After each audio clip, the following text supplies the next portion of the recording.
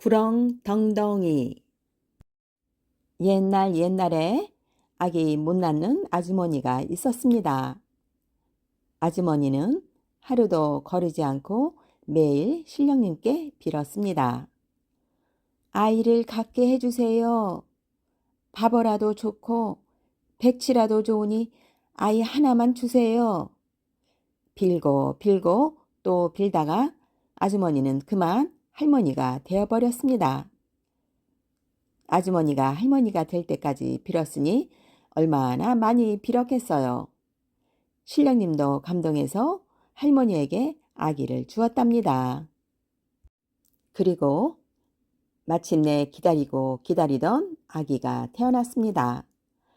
그런데 세상에 낳고 보니 커다란 구렁이였어요.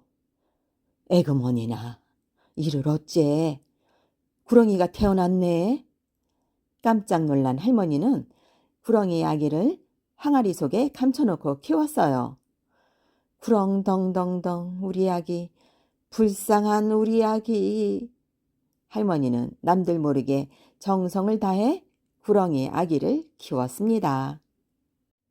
어느새 구렁덩덩이 장가들 나이가 되었어요. 어머니, 옆집에는 예쁜 딸들이 셋 있다지요. 그중 하나에게 장가 보내주세요. 글쎄 구렁덩덩이가 옆집 딸에게 장가를 가겠대네요. 얘야, 어떻게 구렁이가 사람과 결혼을 한단 말이냐. 할머니가 말렸지만 구렁덩덩이는 자꾸만 졸랐답니다. 구렁덩덩 아들이 밤낮으로 졸으니 어쩌겠어요. 할머니는 옆집에 가 구렁덩덩이 이야기를 했지요. 아니, 구렁이와 우리 딸을 결혼시키자고요? 말도 안 되는 소리. 옆집 마님은 화를 버럭 냈어요. 제발 따님들께 한번 물어라도 좀 봐주세요. 할머니는 사정하고 또 사정했어요. 좋아요. 그 대신 애들이 싫다고 하면 2번 다시 그런 말은 꺼내지도 말아요. 마님은 자신있게 말했습니다. 생각해보세요.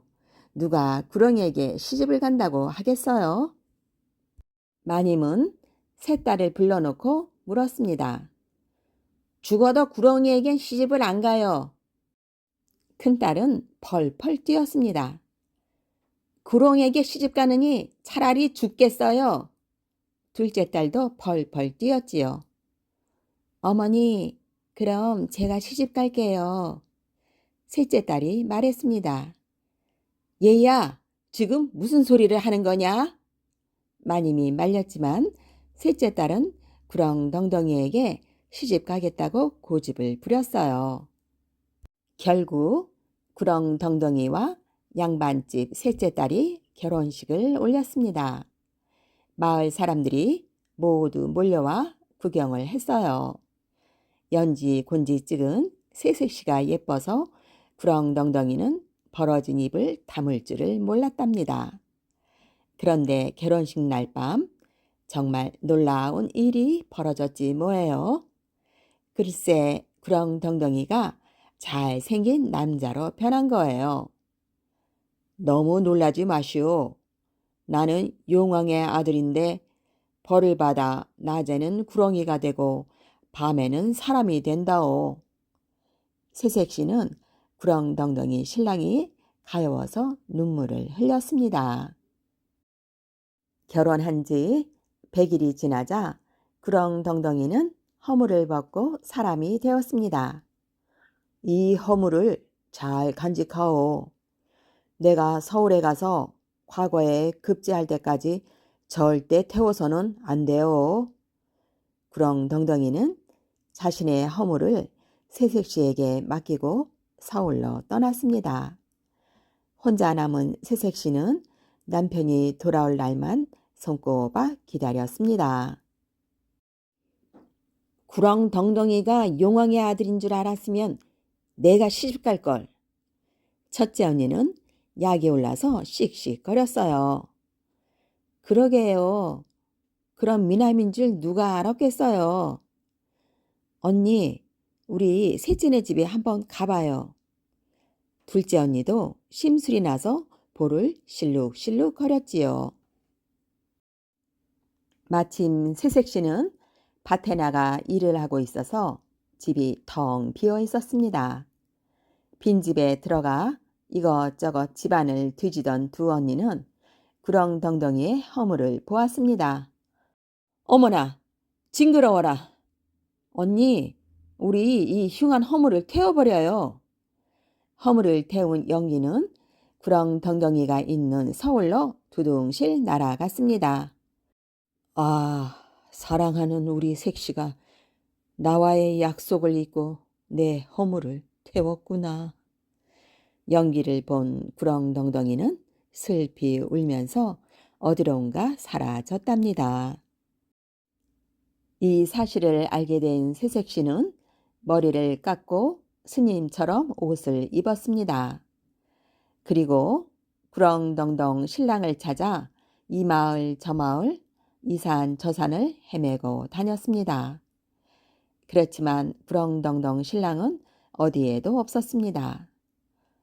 우리 구렁덩덩님은 어디로 갔을까? 향기로운 꽃들이 활짝 피어있는 어느 들판에 새색시는 그만 털썩 주저앉고 말았습니다. 그런데 그때 풀을 뜯던 누런 황소가 다가와 새색시의 옆구리를 뿔로 툭툭 치는 게 아니겠어요? 매, 매. 저 고개 넘어 졸졸졸 개울가에 사는 아주머니는 알지. 구렁덩덩이가 사는 곳을 알지. 새색시는 황소에게 맛이 있는 풀을 한아름 뜯어주고 헐레벌떡 고개를 넘었습니다.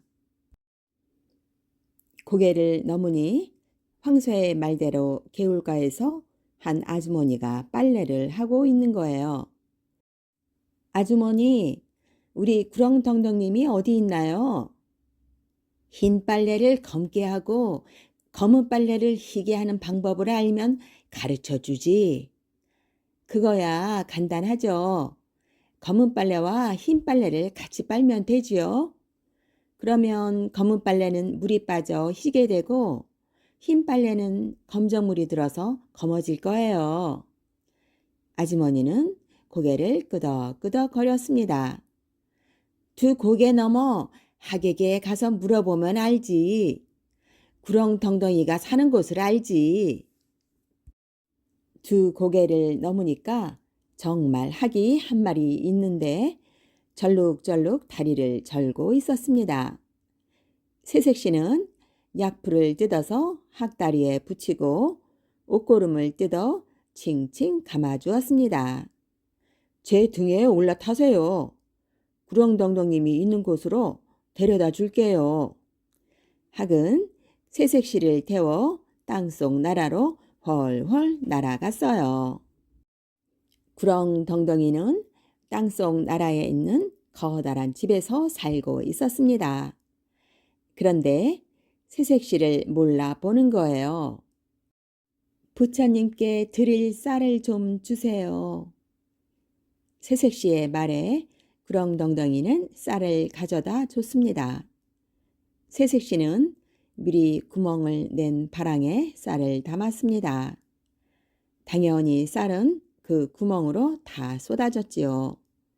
그것을 보고 구렁덩덩이가 말했습니다. 참 미련한 중이구나. 바랑에 구멍이 나서 쌀이 줄줄 새는데 그걸 몰라? 새색시는 쌀을 주우며 말했습니다. 구멍난 바랑에서 쌀이 새는 것은 알면서 어떻게 자기 색시도 몰라볼까? 구렁덩덩이는 깜짝 놀라 앞에 서 있는 종을 자세히 살펴보았습니다. 아, 색시구나. 사랑하는 우리 색시구나. 구렁덩덩이는 너무나 반가워서 새색시를 얼싸안고 빙글빙글 춤을 추었습니다. 다시 만난 구렁덩덩이와 새색시는 땅속 나라에서 오래도록 행복하게 잘 살았습니다.